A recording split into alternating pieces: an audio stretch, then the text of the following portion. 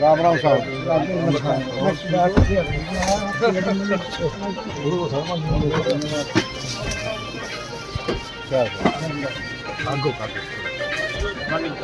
भरा मददगार भरा एक पार भरा साथी भरा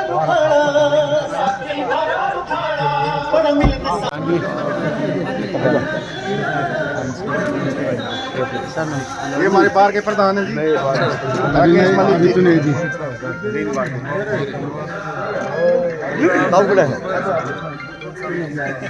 एक्टिव रहा क्या करता हो तो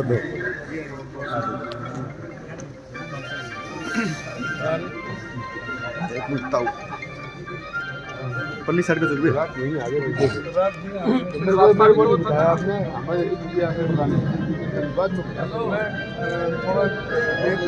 एक जगह और चाय पे चला गया।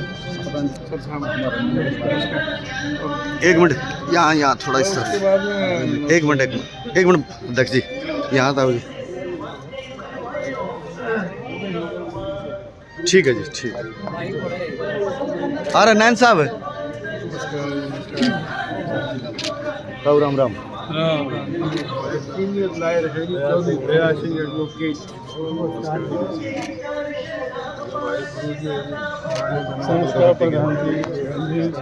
यहाँ था एक बार थोड़ा साथ में यहाँ पर दक्ष जी। ठीक है यहाँ अध्यक्ष जी आड़ा खड़े हो जाओ। आप भी चलो सर। हाँ जी जान दे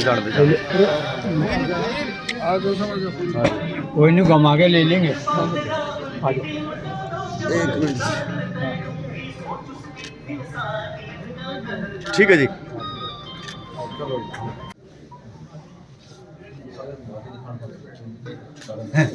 ये सर्व करवा दे।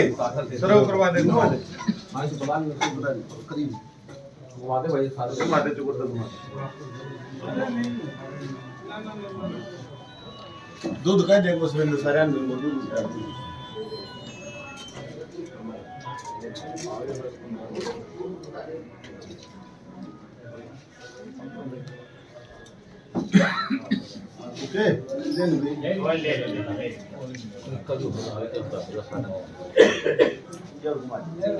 अरे इस तरफ आ जा।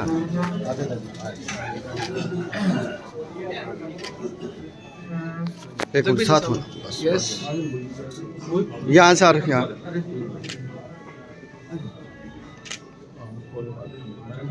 ठीक है। कई राज्यों में प्रभारी भी बदले हैं। हरियाणा का संगठन का कब विस्तार होगा, कब संगठन तैयार होगा? जहाँ पार्टी ठीक समझती है ना, हमारा जो नेशनल नेतृत्व वो ड्यूटी लगाती है किस नेता को कहाँ किस रूप में इस्तेमाल करना चाहिए। ये तो परिवर्तन तो एक निरंतरता है। कभी किसी को कहीं पे ड्यूटी लगाई जाती है, किसी को कहीं पे ड्यूटी इस्तेमाल किया जाता है, जहाँ पर संगठन ठीक समझता है।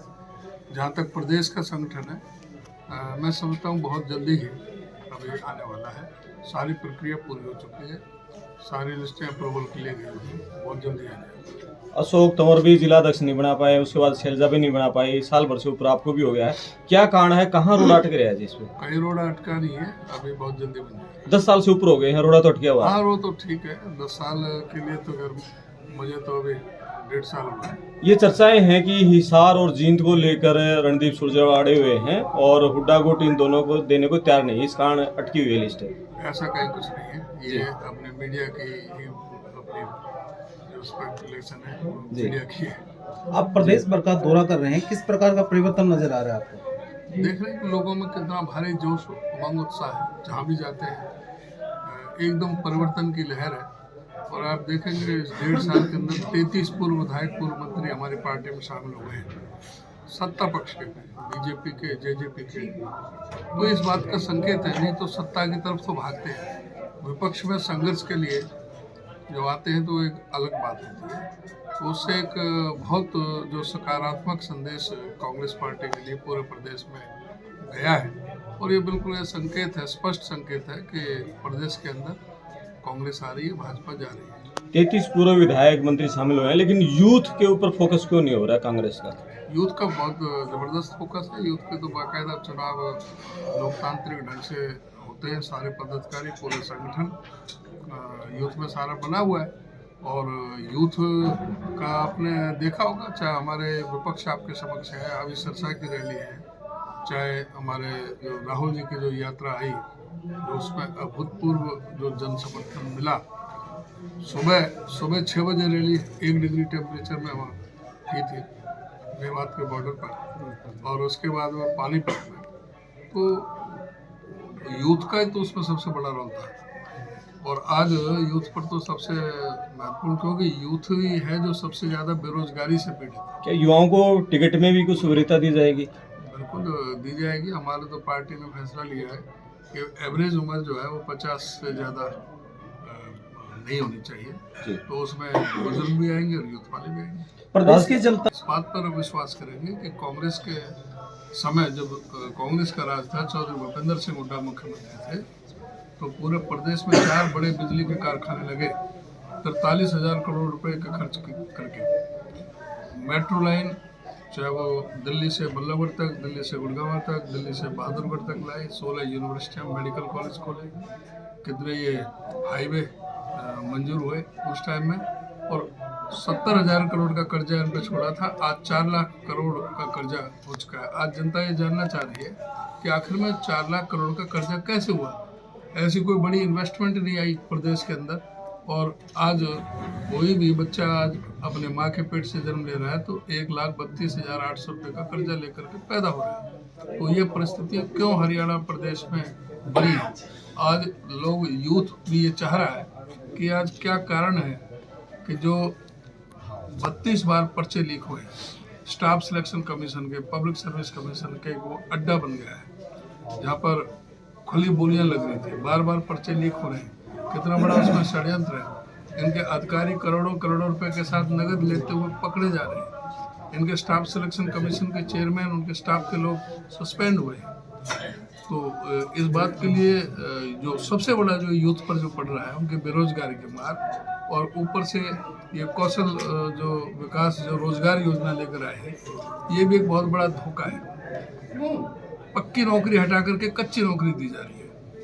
उसमें कॉन्ट्रैक्ट पर ठेकेदार, खुद सरकार ठेकेदार बन करके रहेगी, जिसमें कोई मेरिट नहीं है, कोई भी रिजर्वेशन नहीं है किसी तरह से। और एक बेरोजगारियों के साथ में धोखा है कि वो कभी भी उनको कोई सहूलियत नहीं होगी, कोई आगे वो उनका रेगुलर होने के लिए जो उनके अपॉइंटमेंट जो रेगुलर हो जाए, ऐसा कोई प्रावधान उसमें नहीं रखा गया है। राजस्थान है, कई राज्यों में प्रभारी भी बदले हैं। हरियाणा का संगठन का कब विस्तार होगा, कब संगठन तैयार होगा? जहाँ पार्टी ठीक समझती है ना, हमारा जो नेशनल नेतृत्व वो ड्यूटी लगाती है किस नेता को कहाँ किस रूप में इस्तेमाल करना चाहिए। ये तो परिवर्तन तो एक निरंतरता है। कभी किसी को कहीं पे ड्यूटी लगाई जाती है, किसी को कहीं पे ड्यूटी इस्तेमाल किया जाता है, जहाँ पर संगठन ठीक समझता है। जहाँ तक प्रदेश का संगठन है, मैं समझता हूँ बहुत जल्दी ही अभी आने वाला है। सारी प्रक्रिया पूरी हो चुकी है, सारी लिस्टें अप्रूवल के लिए गई हुई, बहुत जल्दी आ जाएगी। अशोक तंवर भी जिलाध्यक्ष नहीं बना पाए, उसके बाद शैलजा भी नहीं बना पाई, साल भर से ऊपर आपको भी हो गया है। क्या कारण है, कहाँ रोड अटक रहा है? जिसमें कहीं रोड अटका नहीं है, अभी बहुत जल्दी बन जाएगा। 10 साल से ऊपर हो गए हैं, रोड तो अटका हुआ है। हाँ, वो तो ठीक है। 10 साल के लिए तो अगर मुझे तो अभी 1.5 साल हो गए। ये चर्चाएं हैं कि हिसार और जींद को लेकर रणदीप सुरजेवाला अड़े हुए हैं और हुड्डा गोट इन दोनों को देने को तैयार नहीं, इस कारण अटकी हुई है लिस्ट है। ऐसा कहीं कुछ नहीं है। ये अपने मीडिया की अपनी जो स्पेकुलेशन है, मीडिया की है। आप प्रदेश भर का दौरा कर रहे हैं, किस प्रकार का परिवर्तन नजर आ रहा है आपको? देख रहे हैं कि लोगों में कितना भारी जोश, उमंग, उत्साह है। जहाँ भी जाते हैं एकदम परिवर्तन की लहर है। और आप देखेंगे इस 1.5 साल के अंदर 33 पूर्व विधायक, पूर्व मंत्री हमारी पार्टी में शामिल हुए हैं, सत्ता पक्ष के, बीजेपी के, जेजेपी के। तो इस बात का संकेत है। नहीं तो सत्ता की तरफ तो भागते हैं, विपक्ष में संघर्ष के लिए जो आते हैं तो एक अलग बात होती है। तो उससे एक बहुत जो सकारात्मक संदेश कांग्रेस पार्टी के लिए पूरे प्रदेश में गया है। और ये बिल्कुल ये संकेत है, स्पष्ट संकेत है कि प्रदेश के अंदर कांग्रेस आ रही है, भाजपा जा रही है। 33 पूर्व विधायक मंत्री शामिल हुए हैं, लेकिन यूथ के ऊपर फोकस क्यों नहीं हो रहा है कांग्रेस का? यूथ का बहुत ज़बरदस्त फोकस है। यूथ के तो बाकायदा चुनाव लोकतांत्रिक ढंग से होते हैं, सारे पदाधिकारी पूरे संगठन यूथ में सारा बना हुआ है। और यूथ का आपने देखा होगा, चाहे हमारे विपक्ष आपके समक्ष है, अभी सिरसा की रैली है, चाहे हमारे जो राहुल जी की जो यात्रा आई, जो उसमें अभूतपूर्व जो जन समर्थन मिला। सुबह 6 बजे रैली 1 डिग्री टेम्परेचर में वहाँ की थी मेवात के बॉर्डर पर, और उसके बाद में पानीपत में। तो यूथ का ही तो उसमें सबसे बड़ा रोल था। और आज यूथ पर तो सबसे महत्वपूर्ण, क्योंकि यूथ ही है जो सबसे ज़्यादा बेरोजगारी से पीड़ित है। क्या युवाओं को टिकट में भी कुछ सुविधा दी जाएगी?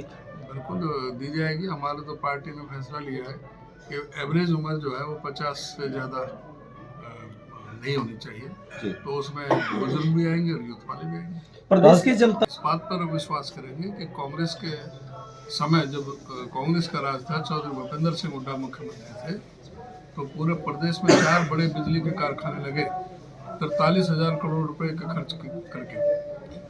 मेट्रो लाइन, चाहे वो दिल्ली से बल्लभगढ़ तक, दिल्ली से गुड़गांव तक, दिल्ली से बहादुरगढ़ तक लाई, 16 यूनिवर्सिटियाँ, मेडिकल कॉलेज खोले, कितने ये हाईवे मंजूर हुए उस टाइम में, और 70,000 करोड़ का कर्जा इन पर छोड़ा था। आज 4 लाख करोड़ का कर्जा हो चुका है। आज जनता ये जानना चाह रही है कि आखिर में 4 लाख करोड़ का कर्जा कैसे हुआ।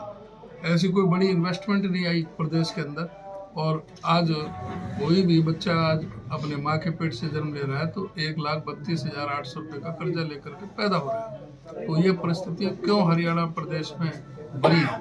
आज लोग, यूथ भी ये चाह रहा है कि आज क्या कारण है कि जो 32 बार पर्चे लीक हुए, स्टाफ सिलेक्शन कमीशन के, पब्लिक सर्विस कमीशन के, वो अड्डा बन गया है जहाँ पर खुली बोलियां लग रही थी, बार बार पर्चे लीक हो रहे हैं। कितना बड़ा उसमें षड्यंत्र है। इनके अधिकारी करोड़ों रुपए के साथ नगद लेते हुए पकड़े जा रहे हैं। इनके स्टाफ सिलेक्शन कमीशन के चेयरमैन, उनके स्टाफ के लोग सस्पेंड हुए हैं। तो इस बात के लिए जो सबसे बड़ा जो यूथ पर जो पड़ रहा है, उनके बेरोजगारी के मार, और ऊपर से ये कौशल जो विकास जो रोजगार योजना लेकर आए हैं, ये भी एक बहुत बड़ा धोखा है।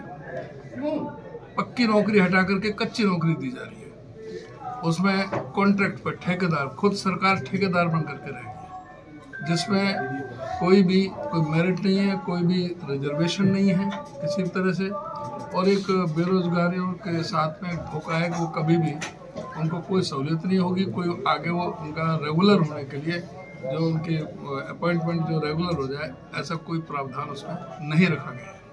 राजस्थान